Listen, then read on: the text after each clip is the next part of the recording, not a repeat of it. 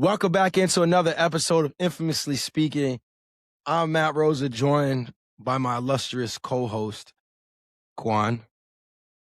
And before we jump into the show, I would be remiss if I didn't talk about what's been happening in the state that I call home right now, Washington State.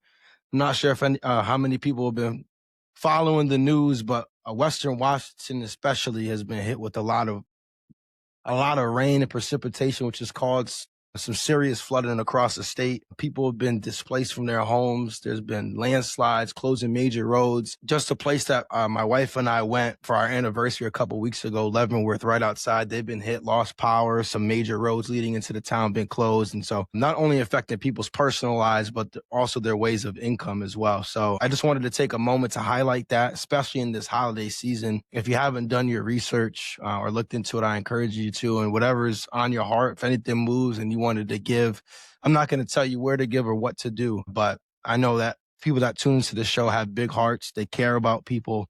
And so sometimes things can get caught in the shuffle because so much is going on, but I want to make sure that we kick off the show just with a little bit of humanity.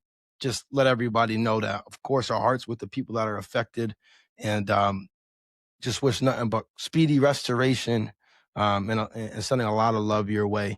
So I wanted to start off with that. So what are we going to talk about this week on Infamously Speaking? Well, I'm sure a lot of people saw the New England Patriots' epic collapse against the Buffalo Bills, being up 21-0 in the first half. Buffalo obviously comes back, wins that game, stays alive in the division. It was a hat and T-shirt game in New England, and they couldn't pull it off. Some major injuries. Patrick Mahomes goes down with an ACL. Micah Parsons go down with an ACL. We're going to be talking about how do you bounce back or remain resilient in tough situations. Then we'll move on to some NBA Cup action. The Knicks win the championship in Vegas, defeating the Spurs 124-113. We're going to talk about experience versus talent. We're going to be talking about Mike Brown's leadership and why I believe that that's a game that they lose if Tom Thibodeau is still the coach. How to celebrate wins regardless of how big or small they may be. And then we're going to get into everybody's favorite segment. We're going to be switching up. Instead of the worst thing I heard this week, that was pretty negative, we're going to get into the best thing that I heard this week. And Quan and I will both share something. So let's jump right into it. Started out how we always do. Quan, my friend, how you feeling? I'm happy to be here. I'll tell you that. Being able to talk a lot about, and I as well got some good feedback about, just appreciating the show, liking the difference, not just sports, but also tying it to like relatable situations to life. So I'm in a better state than I was. I'll tell you that. But it's a Awesome. work in progress. Yeah, man. I love that you brought that up because it was an immediate impact, I think, when we announced that we were switching up kind of how we're going to run the show. And I had more people reach out to me about the show than I have in a while. And, first it was us kind of switching up the motif and the look, right? Changing up the logo. And so that got some people engaged. And then, they were just tuning in and really appreciated it and enjoyed the back and forth, the commentary, how we still talked a little bit of sports, but really focused on things that most people could relate to. And I'm glad that it was received well. Because whenever you decide to make a big change like that, when, we were sure about the choice that we made. And even if we didn't receive the feedback, I know we would have still kept doing it. It definitely is a good feeling when people kind of reinforce and reiterate kind of the goal and the plans that we have. So it was definitely a successful week in my book. Yeah. That was a good choice by you. That was a good decision. Equal decision. 50-50. I appreciate you giving me credit. That's it, though. That's it. So let's talk about NFL slate really, really quick. Of course, I mentioned the Patriots dropping that game, a huge game. They win the game. They win the AFC East at home against the really only real threat in their division, the Buffalo Bills. They won in Buffalo in prime time earlier this season. I think we both really liked the Patriots' chances. I think we both would, if we would have picked the game, we both would have picked the Patriots to win. And they come out hot, 21-0. You're like, yep, they're moving the ball up and down the field. Drake made 2 rushing touchdowns early. It's light. But then Buffalo makes its way back into the game, ends up beating the Patriots. And so I'm curious, kind because this is a fairly young team, right? Of course, Mike Vrabel's an experienced coach, but your star quarterback is only in his second year. He's dealing with a lot of eyes on him. People talking about him being the potential MVP. Your stud running back is a rookie who had a great game this week. So my question to you is, as a young team, how as a leader can you help kind of help one keep them on track so that things like this don't happen, but then deal with the aftermath of something like this happening where it looks so promising. You're right on the cusp of achieving something, which I'm sure was a goal they set in the preseason for themselves. How do you deal with, a tough loss like that? You got to deal with that with your head up and straight up, straightforward. I think when you address something like that, especially knowing it's a newer team, you have to just be honest and have that vulnerable moment of, look, I was actually expecting this. I may have been expecting this sooner than later, but I was expecting this. Now let's have that conversation of how do we learn from this and how do we grow, right? We talk about it all the time. It depends on how you receive it. Is it going to be a loss? Is it going to be a lesson? I choose the latter, which is always a lesson. So let's talk about that, right? Like, walk me through why we didn't win this game. Walk me what behaviors we was showing or showcasing that led us to the success, and then what behaviors did we change that, ultimately led to our demise. And then how do we change that? How do we make sure we stay consistent? It's funny because when you're dealing with people in general, right? You're gonna face challenges, especially in a team environment. But it ultimately is gonna boil down to communication, accountability, understanding, and then moving forward with a plan in place. Yeah, I find it interesting that you said, I expect that to happen. Is that just like, were you putting yourself in verbal shoes, or are you saying that as someone who's been a leader or been in charge, been tasked with leading people for as long as you have, you've kind of experienced these kind of natural, highs and lows, peaks and valleys of being in team environments? I think I'm putting myself in both shoes, Vrabel's shoes and my own, where naturally you're gonna run into challenge. It's just part of the game. It's part of life, right? Nothing's perfect. So really, just being prepared for the moments when you face adversity. It's always better to be prepared than not, right? Right. So when that time happens or occurs, we know how to address it properly and then move forward with that. Especially because you mentioned a new team, right? When you got a new team, there's so many different pieces. I refer to it a lot as like growing pains, right? It's part of the growth, though. I think that's the key word, is the growing in it. Within that, I guess you could say pain, but in this case, is loss, right? But yeah, like I do expect challenges to happen. I do expect some adversity. I don't remember one time where everything was just sweet. There's always something that you could be doing better. Absolutely. Now, do you think it's easier to learn in losses than it is in winning? I think there's more valuable lessons probably in the losses than the winning, meaning that if something didn't work out, you can pretty much identify that easier. Maybe not, because when you win too, you should know what consisted of you winning. So that's a good question. Do you lose? Excuse me? Do you learn more in losses? Is what is the question? Yeah. While you dwell on that, let me give you an example that came to mind, right? Because we were talking about the cashier sales rep last week. Shout out to our cashier sales reps. Get better. I was thinking about, like, if you had somebody, because we always harp upon it's the behaviors. It's the behaviors that matter. I mean, I remember when I was coming up in the game, and it was like, you know, when I had good leaders, they would always say, "Listen, the outcome is going to come. The outcome that we want is going to come as long as you continue to show the right behavior." So we're looking for the behavior, not the outcome. We don't want outcomes to drive behaviors. We want behaviors to drive outcomes. So if you got somebody that has a terrible pitch, it's just say if you got like a free promotion, and they're not doing anything to try to relate that promotion to the customer. They're just saying it. But if they get the sale, in my head, I'm like, what? Why are you trying to give me feedback if I got the sale? I got the sale. I won. So what? Like, why are you getting on me? Why are you trying to coach me to anything? I won. Where if I didn't get it, I might be more receptive to the feedback to be like, hey man, maybe try asking the customer a couple questions before just throwing this out there. Like, how do you know if it's even a good fit? You know? So if I don't get the sale, I might be more receptive to that feedback than if I did get the sale with the whack ass pitch. Yeah, I think that, I mean, ultimately, when you get that sale, when you're not making it relatable, the promotion to the customer, as you referred, it's not going to be consistent, the success. Right. Whereas if you're building the proper behaviors to consistently uncover the opportunities, the success will ultimately follow. Right. I just think it's easier to receive the feedback with something that you didn't work, because then hopefully you have the awareness to be like, hey, my way is I not, got you. my I way is got what not you're saying. working.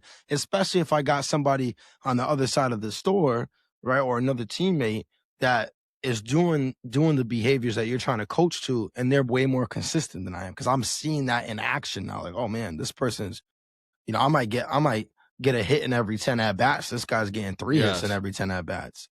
What is it? Yes. You know what I mean? That's valid. That's valid. I could respect that. So Because if you're not winning, you're probably more open minded to the feedback. Is pretty much what you're saying.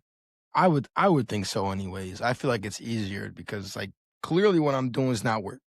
It's not working. And it can't just be everybody else all the time. The only commonality, like we said last week, the only commonality across all 10 of these interactions is me. So I got to be doing something wrong, so maybe I'll be more receptive to it than if I'm winning all the time. I'm like, what, this guy, well, you can't tell me nothing is working. Why are you bothering me? Let me ask you this.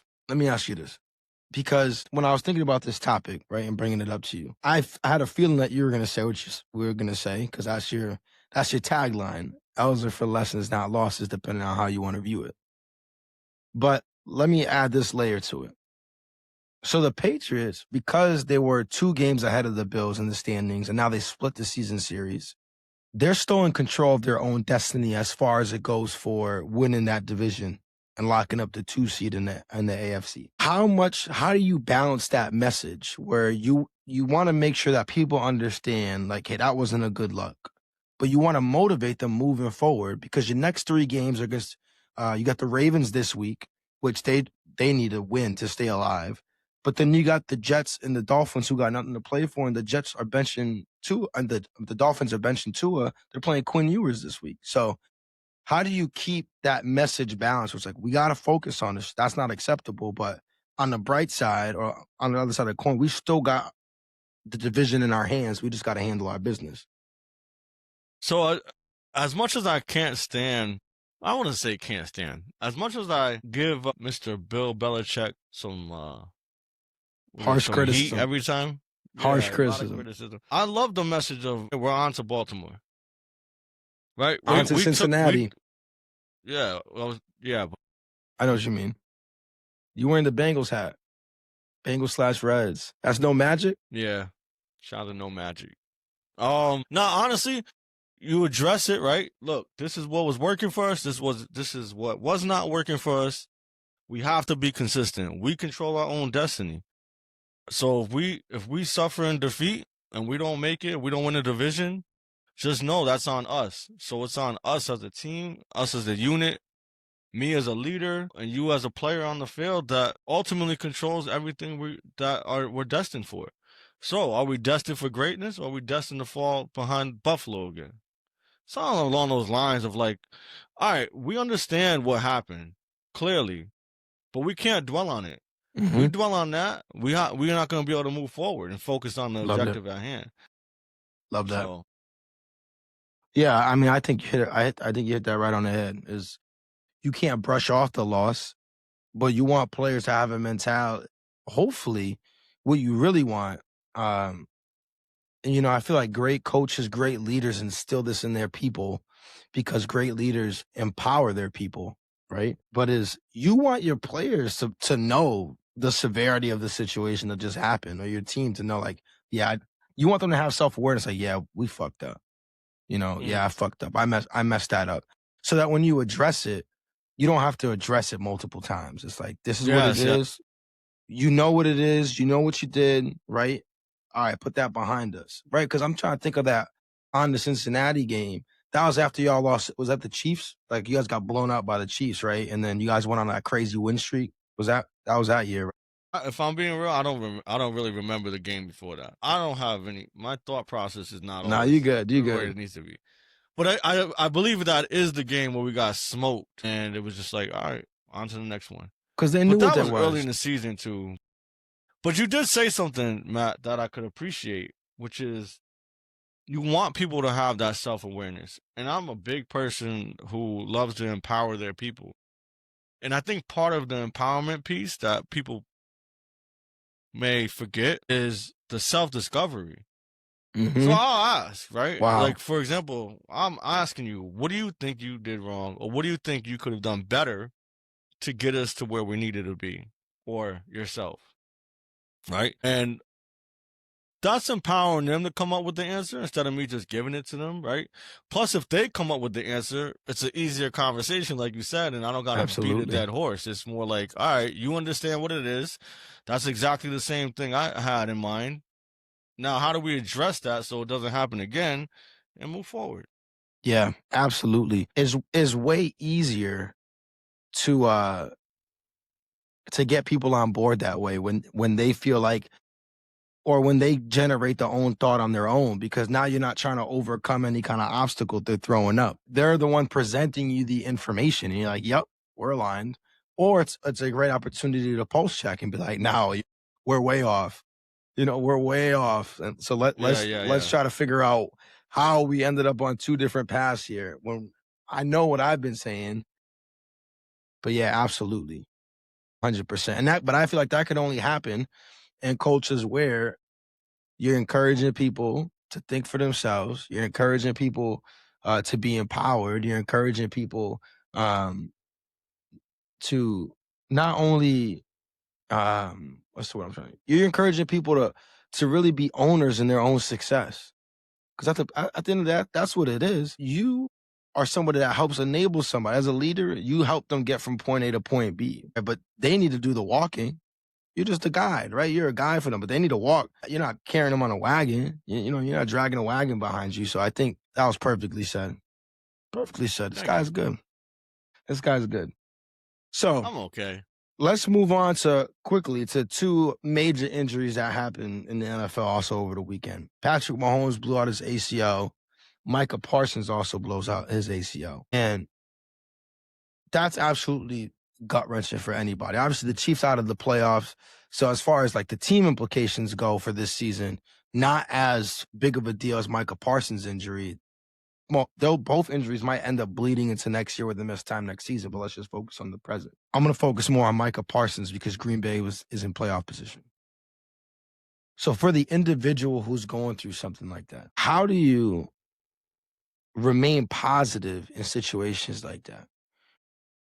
Everything's going good. Everything's going good. And just on the flip of a dime, it seems like out of the blue, you get hit with a major obstacle in your life. How can you continue to work through that? That's a great question, Matt.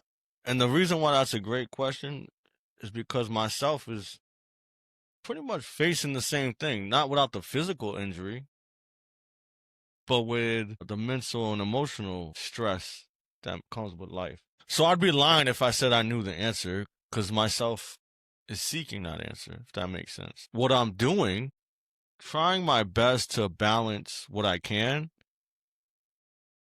prioritize what I think is most important at the moment, all while trying to recover myself. The problem is, and then I was going to talk about this with the most positive thing I heard this week, but since it's relatable, I might just jump into it. Yeah. So upon therapy, one of the things that was mentioned was the 888 rule, which is 8 hours of sleep, 8 hours of work, and it's pretty much 8 hours of yourself, friends, and family. And anything that's like outside of that is considered unbalanced. And my life is not balanced at all if you think about the hours that I'm contributing to all three phases. So it's really about understanding that for me right now, at least in the moment, and then my approach on how to fix that and create a balance. I think um with these holidays soon to be over, I'll be able to help with some of the balance. I think Yeah, with the prioritizing of like no, my mom's going through some stuff. Shout out to my mom too. She stays watching. love it. She's gonna see you when you because you said that naughty ice line. I'm just letting you know. I'm waiting for the Um, comment. yeah, man. Just I think that when you're going through it, you can't. It's almost like what you just said a few minutes ago, which resonated with me, which is you gotta be in the moment. Really, if you think too far ahead, you'll get lost because Hmm. you're either overthinking or you just don't. You're setting expectations that don't need to be set right now. So it's a challenge. I remember when I broke my leg, if we're talking about physically, it's like emotionally it hurt too because like yo, I couldn't do nothing. The summer was done. I had my motorcycle, I wanted to ride that. I was in really good shape when I broke my leg. I was probably in the best shape of my life other than how I feel today physically. And I just remember just like, man, this sucks, man. I'm gonna put on weight. I can't do anything I want to do. Take my daughter to the beach. I had a whole cast on wrapped in Walmart bags from Lisbon. But I think what got me through it was the resilience of just wanting to keep improving, but also be there for my daughters. Yeah, yeah. No, I think you said a couple things I wanted to respond to. The first one was that 888 method, and I think it's tough because like how you called out the season that it is, especially in the work that you do, demands more than 8 hours of work in a day, a majority of the time. That just is what it is, right? And so I'm not sure if like you could try to strive for 888, but I think what's healthier is understanding that maybe the course over a stretch of time, you'll have the 888, right? Like averages, it'll be 888. This season, Mm. it might be, 12-6-6 In the moment, in the yeah. moment. It's almost like in relationships, they talk about 50-50. Now, there's times where it's not 50-50. There's times where I lean on my wife more than she leans on me and vice versa. And that's just is what it is. I don't think you can always expect people to give or certain things. You can't expect those ratios to always be even. I think what you hope for is if you average it over a period of time that you're going to get closer to that. And then if you look at that, then it's like, all right, I got to be more conscious to what you said. I got to be more conscious and make sure I'm putting in the effort and not allowing things to seep into family time if I don't need it to. If the season doesn't call for it, maybe I just wasn't as efficient as I could have been when I'm working. So I got to make up time. So that was one thing that stood out. And I'm glad that you brought up a personal injury because I had one too, directly related to football. I remember it was in the playoffs, youth football, the winner of the game, Norwich, New London. Norwich, New London. Everybody knows those games are lit. Winner went to the Super Bowl. We ended up winning, but I broke my ankle. Fourth quarter game, though, on a fumble. I fell a weird way on the ball, and of course, everybody piles on and shit snapped. I handled it terribly. It was probably one of the worst times of my life. And I was 13 when that happened. Fast forward now, I'm only 21. No, but I mean, that was almost 17 years ago. Man. It was miserable. It was miserable. And I thank God for helping me to get out of it. But, like you said, you lean on people, man. That's why we talked about last week, just your circle being so important. Like surrounding yourself with people who are positive, words of affirmation, just reminding you that you're going to get through it. You're going to be good. You're going to recover. It's not the end of the world, especially when you're young, because in that moment, you know that your playing career is only so long. Especially, I'm sure these pros understand that more than I did as a 13-year-old kid, that you're only going to play for so long. You want every single moment. Right? You don't want to miss any time, especially, because you play sports, the bond that you build with your teammates. Like you feel like you're letting your brothers down if you can't go out there for whatever reason. And so, yeah, man, that was a tough time. That was a tough time. So I was gonna say that, right? The surrounding yourself around good, loving, supporting people. If I'm being like completely transparent, I'm kind of doing the opposite of just kind of like trying to create these boundaries. Mainly because I know I'm not good and my responses are just over the edge. Like I look angry 99% of the time, except for when I'm dealing with you, because That's what we Yeah, should get complete on. joke. That's what we should get on the pod. That's the perfect What? time to put in a parlay. Yeah. Yeah. But no, so like I don't want my negative energy to seep into other people's positivity or in their life in general, if that makes sense. You know what I mean? Like at that point I realize I am that negative force that I'm just trying to isolate, if that makes sense. It does. Which It does it makes sense. But I think again it goes back to what I just talked about. Like if you got certain people in your life that you lean on you, it's sometimes it is that.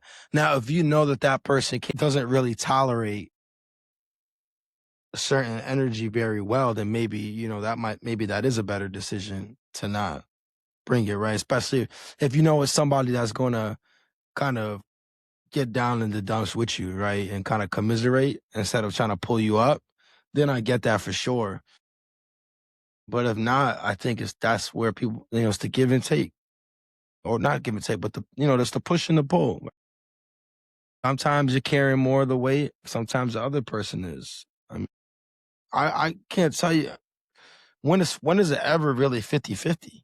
You know what I mean? Everybody goes through things. I mean, that is what it is. But it's dope though. It's dope that you were able to find that 888 kind of method to kind of help provide some kind of balance, right?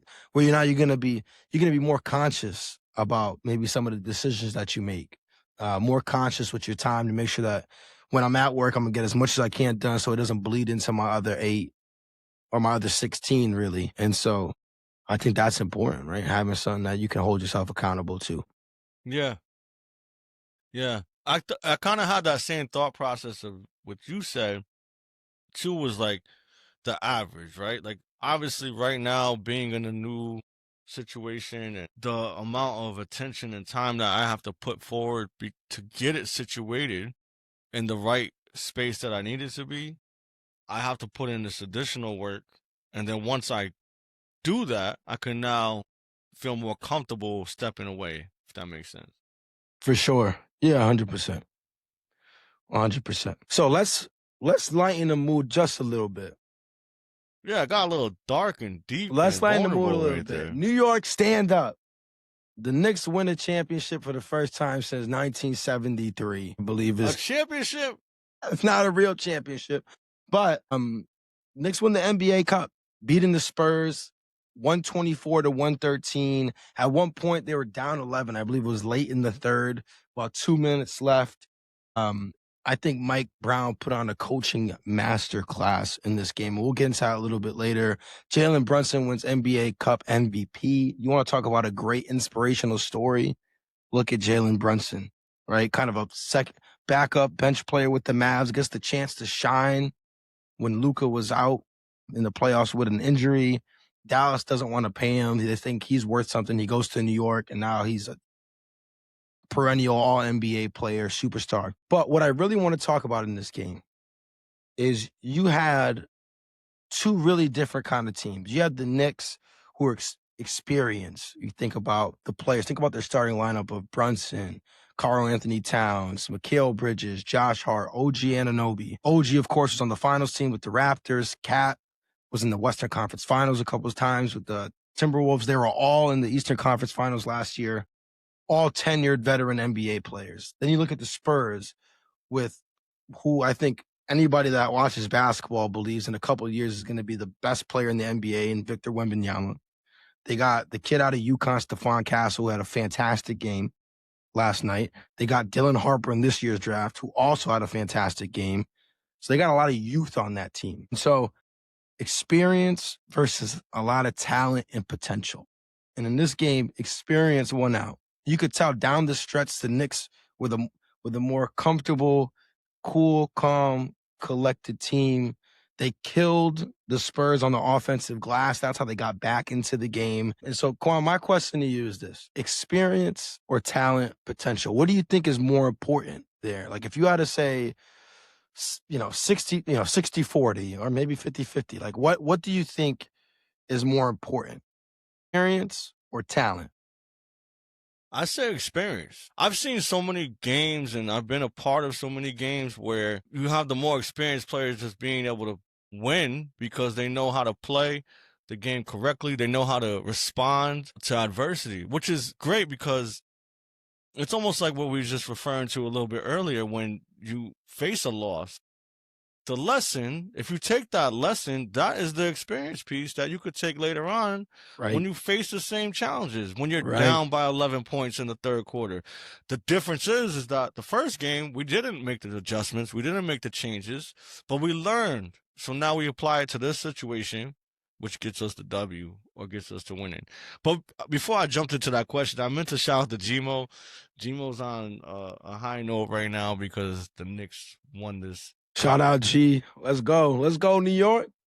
Come on, man. I'm with you. And I want to shout out. I know I talk about this guy a lot, but my dad, he had this. He'd always talk about when he come home from work because we used to do family dinners, right? So every day, pretty much, we'd sit down at the table and we'd all eat dinner together. Me, my parents, my brothers.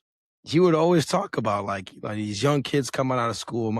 My dad's a construction inspector, been doing it for a while. He's been in the game for a while.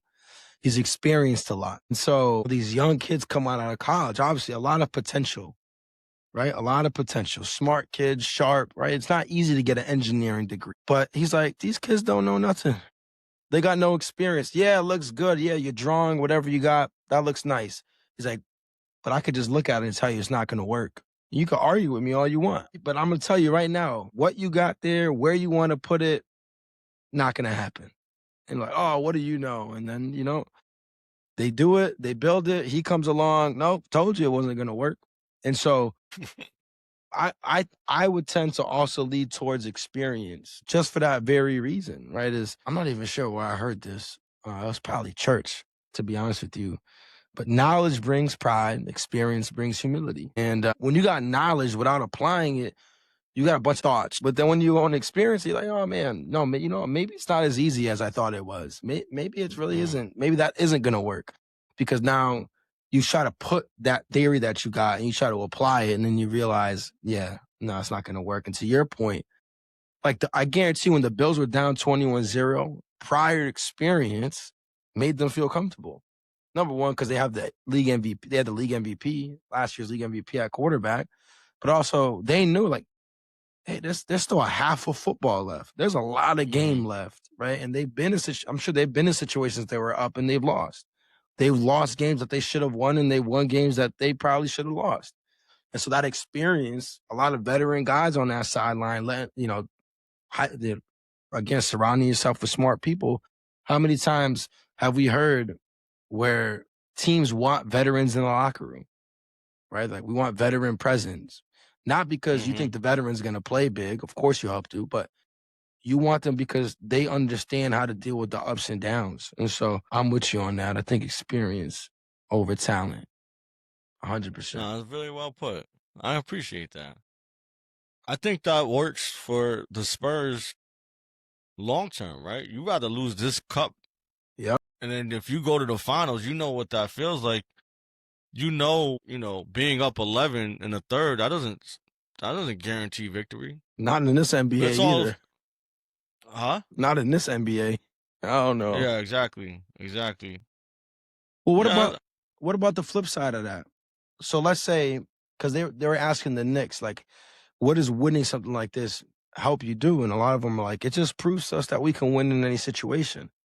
So if the Spurs would have won, is that kind of the message? Like, hey, we just proved that we can win in every situation. Now I get it. Like, if you had to put it like, do you want to lose the NBA Cup or do you want to lose the NBA Finals? Of course, everybody's gonna say, fuck the NBA Cup, right? I want to win the finals. But I think maybe it just depends on the coach, right? Where it's like, and how you look at it, where it's like, because the Spurs are a young team, that's a good lesson for them. But because the Knicks are an experienced team, if they would have lost that game, that might not have been such as good of as a lesson for them. it would have been more like they didn't learn their lesson from the last 2 years. Yeah, that's fair. Yeah. Getting, celebrating prematurely, thinking they won something because they moved on. And that's no knock, right? It's like what I was telling Gmo. I said, I personally don't give a fuck about the cup. Like, I don't remember who won last year or the year before. Gmo's like, I do because I watch basketball. Bucks Okay, and cool. Lakers. What I'm saying is that the majority of people really don't care about the cup. They just implemented that 2 years ago. It is what it is. That don't dictate if they win the championship, which is the ultimate goal. You don't go into the season saying I want to win the cup. You don't do that. But what I will say to play devil's advocate to myself, and I told this to G, is it's a great confidence builder to know that you can face that adversity and get through it and come out as, I guess you could say, the champion or whatever you want to call this. But I think it's a confidence booster more than anything. Kind of like what you said, where like now they feel like, okay, we can be, win it all when it comes down to it. Yeah, I mean, so I agree with you in that. Well, I wouldn't say that players don't go into seeing thinking they want to win the cup because they get extra bread for that. But and I Oh think my God! and So that's what you're well, thinking when you no, start the not season. not That's what not you're the thinking. ultimate goal, but you always talk about teams having goals throughout the season. That could be one of them. Because you know what? Listen, bro, if you were in the league as a competitor as you are, you want to win fucking everything. Especially That's true. if it's a tournament where there's only one team at the end, you could use that as fuel. But yo, I'm talking that shit.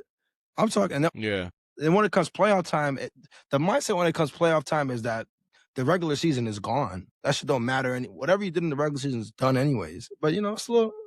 Everybody wants to be able to talk shit, and you know what? I could give you that, and Gmo did say that, and it made me think of this Jordan interview. I don't even know if it was real because it looked AI, but it also looked real. But it was like and I don't know if this is true or not, but if it is, it's kind of fire. Which is, he said he had a clause in his contract that if he's seen someone playing a pickup game, he could go play, and the money's still guaranteed. I heard And about that. he was like, I'm not letting nobody tell me I can't enjoy the game that I love to play. Listen, for the love of the game, for the love of the Yeah, that was game. fire, not competitiveness. So I get that when you're like a true champion, you have that mindset of like, I'm gonna go get it regardless. So Imagine playing pickup and Jordan just fucking mashes on your shit, yeah, bro. that's crazy. That's crazy. That sounded crazy too. Anyways, let's move on to another part of the NBA Cup because I said this at the Open, which is the impact of leadership is so sometimes it's not spoken on enough. And the Knicks made a big move this offseason for those that don't follow basketball. The Knicks were in the Eastern Conference Finals. They were 6 wins away from winning their first NBA championship in over 50 years. They lose to the Pacers. It's the furthest they've ever been since 1999, I believe, or 2000, when they were in the finals and they lost to the Spurs. So you think, hey, you know what? We were close. A couple things, if they would have went our way, we would have been on the other side. Let's bring everybody back. No, they fire their coach, Tom Thibodeau. They bring in Mike Brown. And at first, people were like, you're going to fire the coach that just brought you back to the Eastern Conference Finals for the first time in over 2 decades? Like, that's crazy. But I think last night's game, showed why this move was made and why it was the right move. So I talked about how the Knicks were down 11. And they obviously came back early in the fourth. Jordan Clarkson hit a 3 to go up and lose 97-94. So Knicks, they keep the lead. Late in the game, I think it was like either 2 or 3 minutes left. They're up 5. The Spurs trap Brunson on the left sideline, and he turns the ball over and back. And immediately, Mike Brown subs in Tyler Kolek to have another ball handler on the floor. And he doesn't bring Mikal Bridges back into the game at all. And Mikal's a starter. If that was Tom Thibodeau, he would have had the starting lineup out there. Maybe with one starter on the bench, if he wanted size, he would have had Mitch and Cat both out there, right, for defense and for rebounding. But Mike Brown immediately spots that, hey, he just turned the ball over because they trapped him and they got to over and back. We need another ball handler so they can't apply all that pressure on Jalen. We need somebody else that can move the ball. Instantly, he sees that, reacts right away. Kolek makes some great plays. Knicks end up winning the game. They win by 11. That is why leadership matters. That's why great coaching matters, is the ability to see a situation, analyze it in the moment, make a strong but maybe controversial decision, not having the guy that you moved all those picks for last season and keeping him on the bench in that crucial stretch of game. So my question to you is, one, you watched some Knicks basketball. You saw Tom Thibodeau coach both the Knicks, the Bulls, right? Do you agree with me that that's not a move that Tom Thibodeau makes?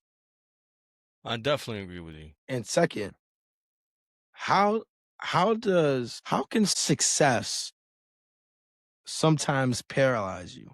Because if the Knicks would have Mm. stood with Thibodeau, it's most likely that they run back the same thing and there's probably a similar outcome. Because I think with that specific situation, although it was success, it wasn't the ultimate goal.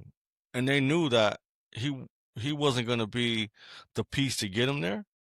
So they made that change, right? You also said, does success cripple you, right? I think it does if you're complacent and content with where you got as far as success, right? If you're complacent or content with, all right, I've gotten to the Eastern Conference Finals, which is a lot further than we've been in quite some time, then that's when that can cripple you. But they didn't take it like that, obviously, and they made the changes they needed to make. I do want to touch base a little bit on the fact of analyzing something in the moment or just analyzing something in general and making those adjustments. I think that's a strong leadership trait that gets overlooked at times because one, it takes a lot to have the awareness piece, strategically plan how you can, you know, maneuver in that situation in the positive way. And then three, and implement it where you're actually making the impact because now you got to get your whole team involved and get their buy-in, right? I think on a court it's probably a little bit easier because you've built that. I think in an environment in which I'm in is a little bit more difficult, especially because there's just so many different personalities, so many different learning curves, learning traits from previous leaders and stuff like that. That Yeah. how do I do that? I think it's just leading by example is the main thing, right? I'm not asking someone to do something I wouldn't. I want to shout out this is on a similar topic, same topic, but I remember we was playing Warzone. This resonated with me because it stuck, and I believed what they were saying, which is I remember it was down to 3 people. I was one of the 3, and in Warzone the circle closes, and it could get tricky.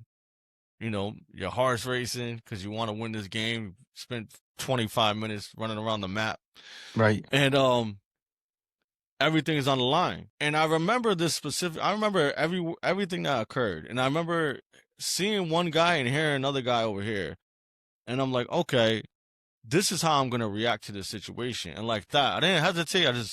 I did what my instincts was telling me to do. Ultimately I clutched it, but that's not even the point. The point was it was like I don't know how Quan thinks of this so fast and so rapidly, where it's just the most effective thing to do that Mhm. works.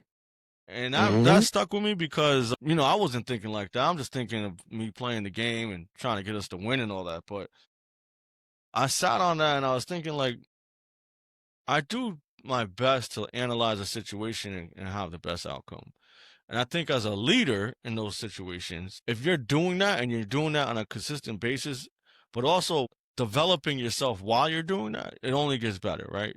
Back to the experience piece. Like, Yep. all right, maybe it didn't work this time. Or maybe I was in a similar situation. I went left instead of right, which ultimately cost us the game. So I guess experience and just thinking on the fly and running with your intuition sometimes helps because your intuition in this case was based off of my past experience and what the challenges were. I think that's I actually like that connection because I feel number one, a lot of people play Warzone, right? But two, it just shows that again, like how many different avenues that I saw that watching a basketball game. You took something similar away playing a video game.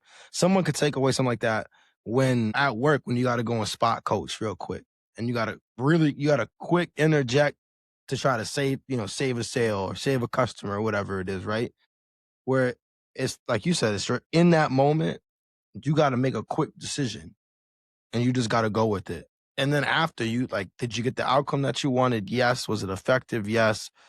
How did the person, because one thing that you don't get to see is I'm sure Mike Brown went and had a conversation with Mikal Bridges about why he didn't go back in the game, Mm.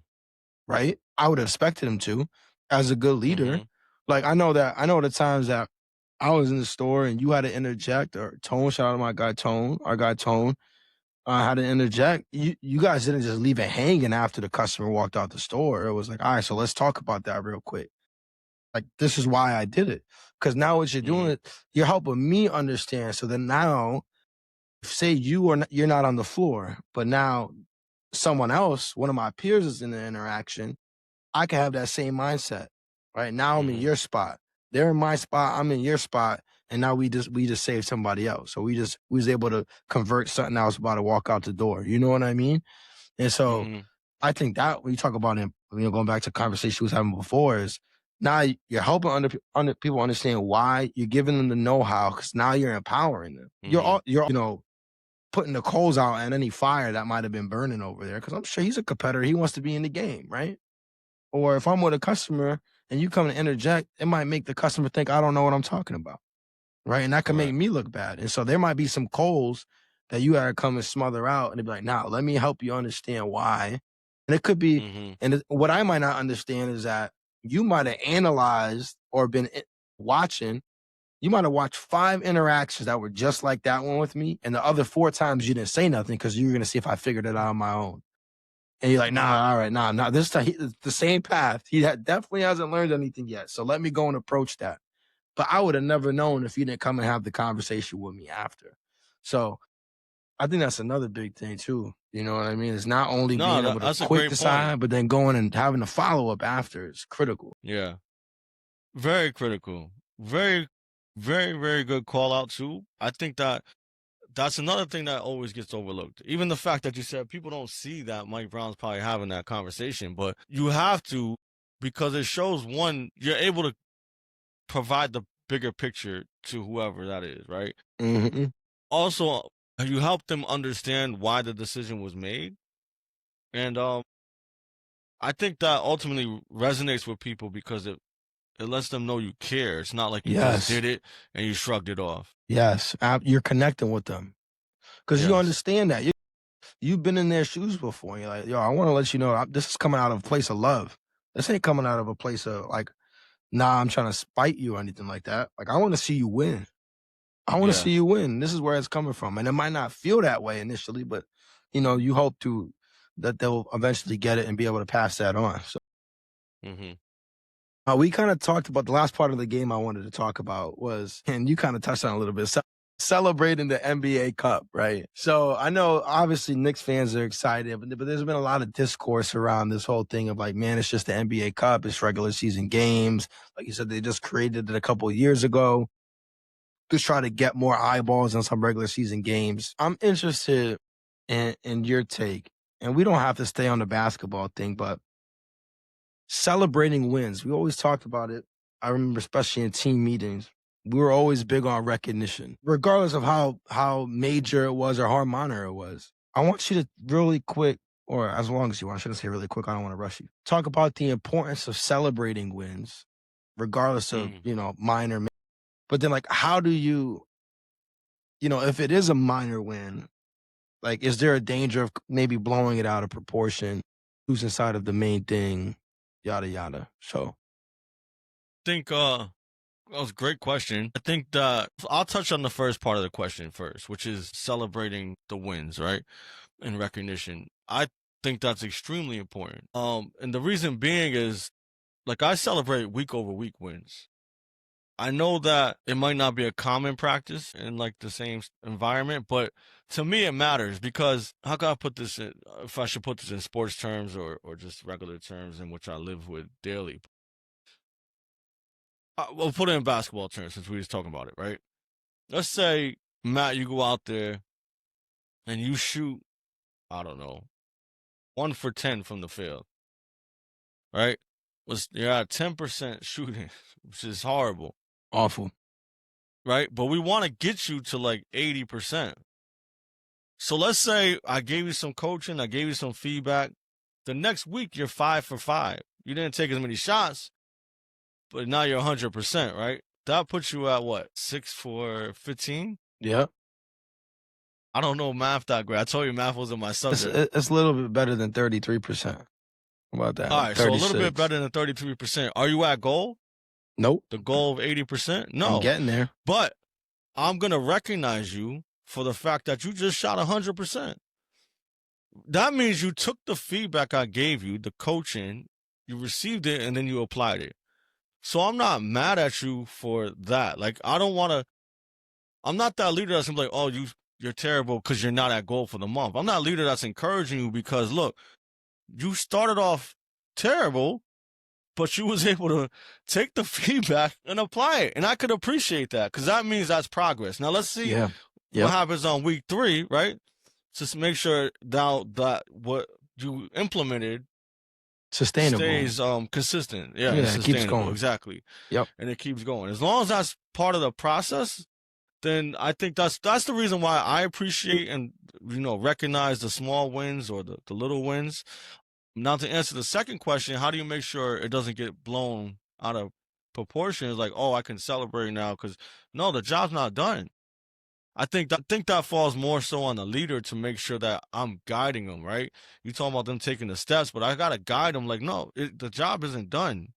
Yes, you did great, and I recognize you for that, but you're still not at goal. And Right. then we break down how you get to that goal of, I don't know, 5 for 5 again, whatever it is, right? Shit, I'm not gonna go crazy. into the mathematics, Yeah, but yeah. really the behaviors is really what's doing it. As long as you're consistent to those behaviors, that success will follow. Clearly, you was shooting with your elbow like this instead of tucked in, right? So, like, again, I think that it falls a lot on the leader and guiding them to, like, look, this is a great win, and I'm recognizing you for it, but let's make sure it's consistent, and I'm going to continue to support you until I see that the behaviors is part of your daily routine. Yeah. You weren't kidding last episode when you said math wasn't your favorite subject. But so I'm surprised you went back to that. But I'm being vulnerable. It's my vulnerable yeah. state. No, but I think that was really well said because I also think it depends on the person too. Because I think if it's somebody that was, for example, like a low performer, they might need some of those more celebratory small wins, right? To continue to motivate them. Whereas somebody that doesn't day in and day out, I'm not saying they don't deserve recognition because they do, but they might not need that as much. You know what I mean? Or just their personality. They might not need that as much. They might be like, yo, my paycheck's my recognition. I'm good. Gee. Like, just let me know what I gotta do to make the most bread and we'll be cool. You don't gotta worry about me. You know what I mean? But some people might need that. So I agree with what you said, especially if you got somebody that's 1 for 10. They could get stuck on that 10%. But if you show them, hey, you went 5 for 5, look at you now, good shit, let's keep it up, that could help them out. Because that also shows them that you're not only trying to get on them for them being 1 for 10, you want to help them so you can celebrate them. You know what I mean? So I think Yes. Yeah. that helps too. And then, like you said, not blowing it out of proportion. Understand that, like, the goal is still the goal, regardless if that's how you started. But we're still going to have a conversation at the end of the month that if you didn't hit goal, but it's going to end well because I know what you've been doing to make sure that next month this isn't a problem. And I'm seeing the Correct. behaviors out of it. So Correct. well said again. Well said again. But that was I think that was a fantastic conversation, just talking about the power of leadership, man. Like, I don't think people realize how many different facets there are to leadership. I don't think how many people, I definitely don't even understand all the facets to leadership. But then how many things you do without even knowing you're doing them. Like you said, when you was playing Call of Duty, you didn't think about what Alan was saying. You was like, this is just what I'm going to do. It Yeah. wasn't until you took the time to kind of break it down and be like, oh shit, yeah. Right. And so it's crazy just how much you can break things down and really look at individual facets. Like you said, there's always going to be an area where you can improve in because there's just so many levels to it. Sweet. So let's keep it rolling. Go with the sports talk for right now. I do want to quickly double back to some comments that I got from last show as some folks reach out to me. And like I said, we always appreciate it when people reach out about the show. Whether you loved it, whether you hated it. Listen, hate it or love it, the underdog's on top, like 50 said. He's on a generational run right now, by the way. But it keeps us going. The love keeps us going, the hate keeps us going, constructive feed constructive criticism and feedback's always warranted. So here's a comment I got, and this was overall about the show. First comment, I feel like people in general are lacking grit. I feel like people in this space, really specifically talking about the American culture, are lacking the fundamentals needed to survive in the real world. People have become lazy and conforming. Our lives have become, this is a detailed comment, by the way. Our lives have become decadent and fulfilled with social media norms, slick words, regardless of truth and understanding. The world is bigger than our biases, hate, and discontent. I'm curious what your thoughts are about, especially because you have a child like in this younger generation, right? Where they talk about, this generation is lazy, they don't want to work, they lack grit, everybody's soft. You got to wear gloves anytime you touch any kind of sensitive or what you're perceived as a sensitive situation, and especially because you work in an environment with a diversity, so much diversity when it comes to age, probably spiritual beliefs, gender, ethnicity, race.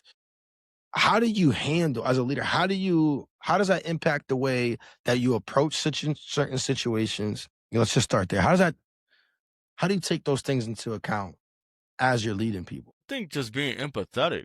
I think that's the biggest thing. I'm not obviously I can't be in everybody's shoes, but have an understanding, and an agreement of like, look, we're here to get a job done, and I'm here to support you and making sure that we reach success.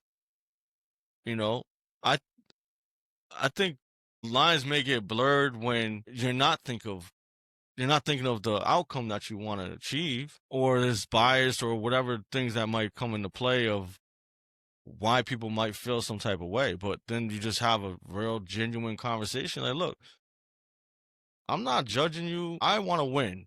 And this is how we're going to win. You talk to me and tell me what you think winning looks like and stuff like that. I think having real conversations like that is what helps me lead in an environment like that.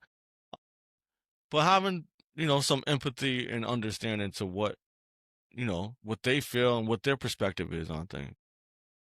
Yeah. No, I think that's a great call out. And one thing that, and I talked about, things that I struggled with last week. And it's funny because you brought up like, we're here to get a job done. And I was like, yeah, I don't give a fuck how you feel, just do your job. So I thought that's what you were gonna say for a second. I'm like, oh, this guy's learning from me. But I think one thing that I could still be better at is the message could be correct, but the delivery could be off, and that could throw everything off, even though the message was good. You know what I mean? Like, or like the purpose of it, the content of it. Like, if you stripped aside anything that might have made somebody feel some kind of way, like the message was right. Like, man, like you were talking about shooting 1 for 10. Like, you suck right now. I shouldn't say that you suck right now, but the fact of the matter is that you suck right now. You get what I'm saying? And Yeah, yeah, yeah. so the delivery is just off. You can be like, hey, listen, let's talk about 1 for 10. What are the opportunities? That sounds better than me just saying you suck, get better. How conscious are you of, or let me word it this way. When you're getting ready to have a conversation with somebody, how much of it is you crafting the message and how much of it is you figuring out how you want to deliver it to a specific individual? I think that you can prepare, right? I think it's always good to prepare with any conversation, whether it's difficult, positive, whatever, constructive. Be prepared to, answer whatever questions may arise or emotions that might come up.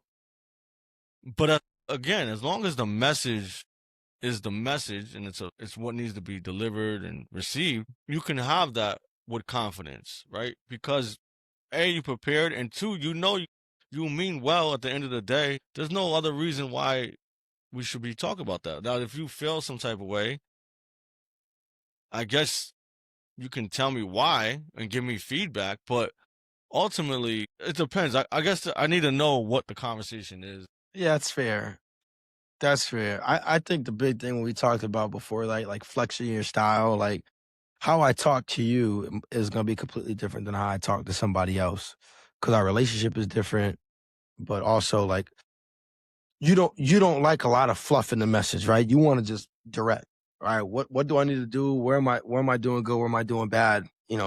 Some people they don't want their feedback to be as direct, I guess. So I think that's part of it. I think another thing too is like what you just said, where it's like as long as the message is good, if they feel a certain kind of way, and I think that's where it's tough because you always hear like in situations, you hear like, well, you hear people say, I'm sorry you feel that way. Well, you're not really sorry about anything. Like if I said something to you, you got upset, and I said to you, well, I'm sorry you feel that way. What am I fucking sorry about? I'm not sorry about anything. I'm not sorry about anything that I did. Pretty much what I'm telling you is that I'm sorry that you're soft. I'm sorry that you're a little, you know what? That's what I'm saying to you by saying, I'm sorry you feel that way. You know what I'm saying? Like, I'm not sorry that Yeah. I said what I said. I'm sorry that you received it as a, whatever you want to call it. You saw it. Yeah. So I'll challenge you in a way of like, okay, but again, it goes back to your delivery. What could you have done different in your delivery? I'm one as a leader, I always try to look at myself and say, okay, what did I say or what could I have done differently so that this person didn't feel this way?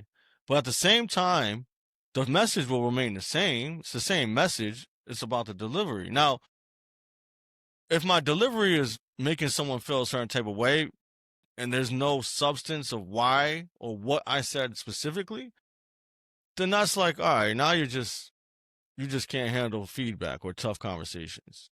But if you Right. give me something specific that I could work on or Mm, apply, then I'm like, okay, I could have been better in that moment. that's great. That's a great way to distinguish it because I was just going to ask you that. Like, so how do you determine the point where somebody just can't take feedback? They're being soft, they're being emotional, or like your message was off?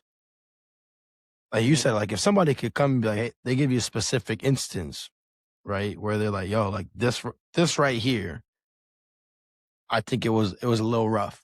It was a little out of bounds or whatever. And they're giving you points of situations, then it's like, oh, okay, I get it. Because sometimes we say yeah, it's things valid. and it's It's normal. valid. It's normal to us because like that's how we would talk. That or we that's if we got a message, we wouldn't mind it if it was said to us that way. But Yes. someone else might mind it if you say it that way to them, right? Like if you came And to that's me where and the was like, empathy Matt, comes in. you fucking suck, get better.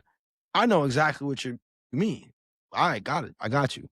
But somebody else might be like, yo, he's an asshole. What does he mean by that? You know what I mean? And the first reaction might be like, oh, this person is soft. But maybe they don't, maybe that they don't respond to that kind of feedback or conversation. My only hope is that because I'm giving empathy, you're gonna give empathy back, right? And that Mm, might not be the case, but that's my hope because right. if I did do something that rubbed you the wrong way or made you feel some type of way, just respectfully give me that feedback. Fact. And then Major. I empower my people to do that because now I actually did that recently and I'm like, I'm happy you challenged me and you felt so strongly about what you believed in that we had this conversation. Now, Fire.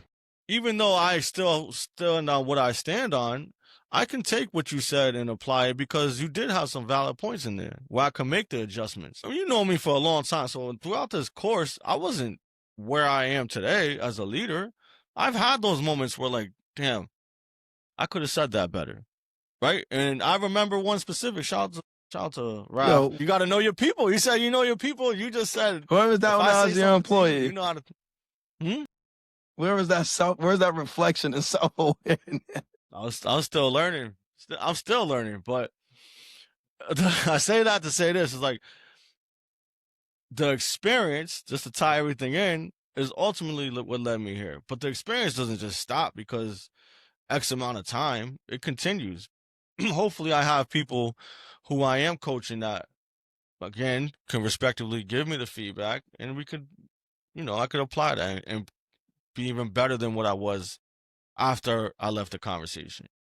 Yeah, my bad. I think I cut you off. You said shout out to Raph. Was there like a story that you wanted to give? Oh yeah, no. So shout out to Raf. This one time, Raf, he just did some things that just was like, bro, what are you doing? Like, and I didn't respond how I should have responded, and I think partially it was probably because it was Raf, and we have that kind of relationship where I can tell him exactly what it is, but it still was a little over the top, even for me, where I was like, Mhm. man. So I took the 5 minutes to reflect. I pulled him aside again. I just apologized to him. Like, yo, I shouldn't have approached you in that manner, and I apologize. Tell me what I could have done better so that you could have received that better, right? Because even in that instance, the message was obviously loud and clear, but it still is not being received the way it needed to be because of the way it was delivered. Back to what you said. Well, that was just pretty good. That was pretty good. That was pretty good. That's pretty good. I'm not gonna. You're on a game today, man. You're on a game. I'm running point. I'm running point right now, and you're I cooking. appreciate it. You're cooking. You taking the alleys easy. That sounded crazy, but you know what I meant. I'm gonna move on. Move on. So we like to wrap pods up with, and I'm gonna change it. Last week we talked about something. I said it was the stupidest thing I heard all week. And we're a pod that wants to be known for positivity and not negativity. So I'm gonna switch it up. And I want to talk about one of the best things that I heard. So, and you gave yours. You talked about the 888, which I thought was at a perfect time, and the show to deliver that. I want to shout out our guy Chris. I know we shouted him out last week from the growth development pod. I listened to. I'm not sure if he's posted an episode between when I listened to it, which was Monday, and now. But I was listening to an episode. It was his latest one. He had his wife on, and it was super insightful because it was dope to hear from Chris, and of course, then his other half, right? The person he lives his life with, just to kind of hear their story, the ups and downs, a lot of relatable things in there as far as just what you go through in relationships, how on the outside everything could look great, but on the inside it definitely isn't, right? And there's a lot of challenges and changing yourself for one another. Shout out to our 1+1=11 crew. But his wife says something that was so profound, and I'm gonna paraphrase it, and if I get part of it wrong, please forgive me. But they were talking about um like how they were both parents, and they each brought a kid to the relationship. And his wife was talking about, when she was growing up and doing things.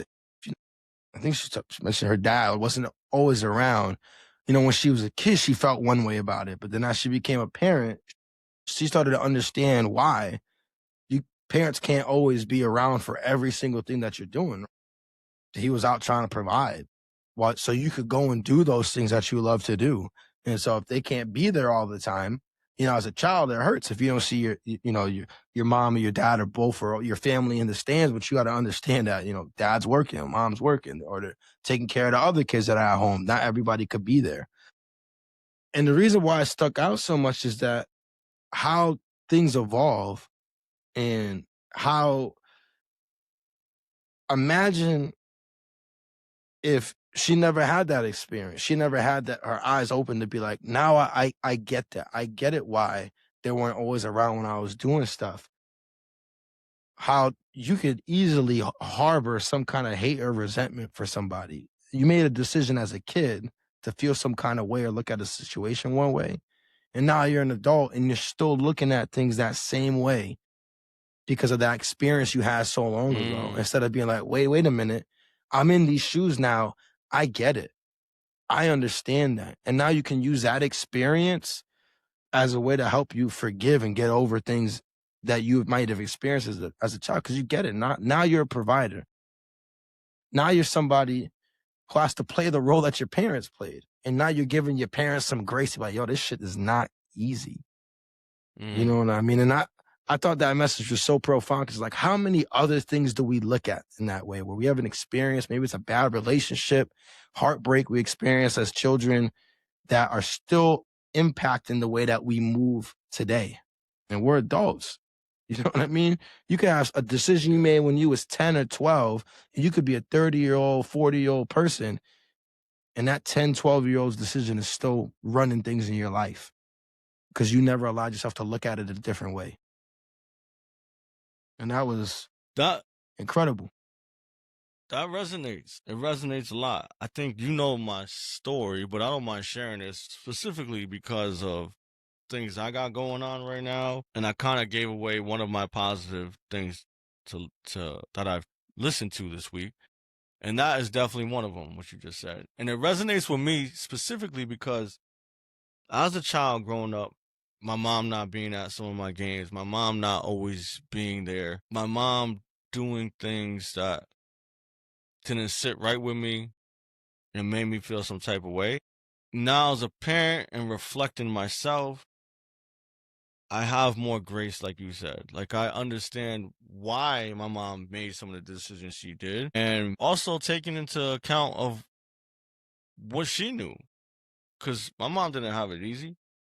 So, it's hard to teach someone something that you don't know yourself. And when you bringing up, boy to a teen to a young man, and you never really have any guidance yourself, I didn't think about those challenges until I got older. And like, all right, now I see why there was a disconnect and I didn't understand some of my mom's life choices. But now that I'm older, experienced, I can live with that now and not have that resentment. Because for the longest time I did. I had so much resentment and anger towards my mom, but it's getting better. And I'm more grateful because she's going through a lot right now. So shout out to my mom. Hopefully this sits well with you, Mom. Yeah. I know sometimes you don't receive the things that I'm saying properly, but all that means, Mom, is I love you regardless. Yeah. And I don't judge you for what transpired in the past. Man, thank God, because that's powerful, bro. I'm sure that I can't even imagine how many parents never get to hear that from a child. And I know whatever you'd say on the pod, you'd say right to her. So I'm sure that message has gone across. This is not the first time it's ever been said by you. So that's one thing. But absolutely, and I can't really point back to any point where I'm like, man, I wish my parents would have did this different. But what I will say is that you can also draw strength from that, from what the people before you did was another thing that made me think of. It's not necessarily related, but it made me think of my own parents because she was talking about parents. And whenever I think of my parents, I think about the decision that they made when they left New York. They didn't have nobody out. There was really nobody out in Connecticut. My grandmother was out here, but they left everything that they've ever known to make a better life for their family. And that's extremely difficult. My parents were young when they did that, and to make that decision, the sacrifice that takes, because you don't know what it's going to be like over there. You don't know how good it's going to be. You don't know if you're making the worst decision in your life by doing that. You don't know how other people that you care about are going to receive that. I don't know how many people told them that's a dumb idea. Why would you leave? All your support is here. All your help is here. But the reason I bring that up is because when it was time for me to do that with my own family, I was able to draw strength from because I seen it done before. Yeah. So to tie that all back together is that hearing the testimonies like that of other people, it helps you to draw strength from it, because it's like, if they could do it, I could do it. Right? Mm-hmm. Like I always say, like the only thing that's special about me is the fact that I'm me. Right? But the things that I can do, you can do them. Right? The job that I do, other people do it. That's not unique about me. Me liking football, a bunch of people like football. Me having a podcast, you can start a podcast if you want. Mm-hmm. So it's like drawing strength from other people and their stories and their testimonies is so powerful. And it helps you. It helps you. Like I said, you draw strength from it. And you're like, man, if they could do it, I could do it. So when it was time for me to move out here, I don't got nobody out here. But my dad left me with a message. He's like, man, the people that want to be in your life are gonna be in your life regardless if you're 3,000 miles away like we are, or you're 100 miles away like they were when they moved from New York. And so again, I could lean, tying it back to the beginning of the show, I could lean on that experience that he had to be like, you know what, Posh, you're right. I shouldn't have to step into this decision with any kind of uncertainty that this is what's right for my family, especially because I prayed about it and I got my answer. I shouldn't lean into anything with fear. I should be confident in it, because if God held y'all down, Why wouldn't you do that for me? Mm-hmm. And he gave me an example to look at. I got my own parents did it. So that resonated with me. Shout out to the Growth and Development Podcast. We'll have a link in the description to that episodes and to the channel, of course, so y'all can go and check it out. We had Chris on the show talking about the lessons, the life lessons you take away from sports. So I also have a link to that episode, extremely powerful, in the description as well. But I wanted to share that with everybody. Change it up. We're going to do the best things that we heard, not the stupidest things that we heard, because we want to be positive. But hopefully that resonates with everybody like it resonated with me. Yeah, that was great. Shout out to Chris, man. Dope We gotta podcast, have him back man. on the show. Absolutely, we have to have him back on the show. He's dropping gems, man. He ain't lying. Yeah.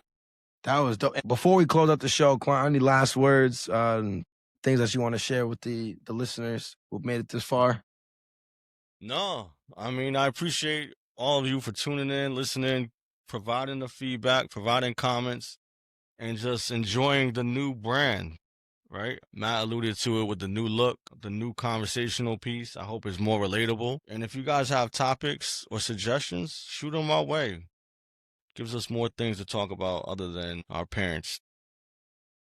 Yeah, well, yeah, that's a good. I was about to say that's a good thing, but that might have been like a diss to my parents. I won't do that. Nah, I'm not dissing them.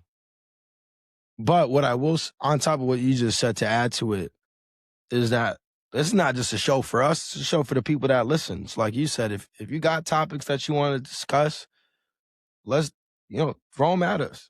You can text message us. Well, I sound like an old man. Text message us. You can shoot us a message. If you got our phone numbers, text us. You can DM us, DM us at Infamously Speaking on Instagram and TikTok. And yeah, we'll chop it up. We'll talk about pretty much anything on the show. One thing I like to really pride ourselves on is the fact that we're going to be vulnerable on the show. Because like I said, it could be one testimony that we share, one moment of vulnerability that somebody picks it up and listens to and draws inspiration from. And so we're not going to hold that back from anybody, because we've had so many people share things with us that have really helped us grow, develop, and become better people. So hit us up with the topics, leave comments on the posts that we make. The interaction really keeps us going. Follow the show, subscribe to the YouTube channel. I can't believe I waited this long to do that. I should just have like a pre-recorded clip of myself saying all the things I need to remember so I could just plug it in. If you're not already subscribed, please do so. And as always, think critically, speak infamously. It's love. Love.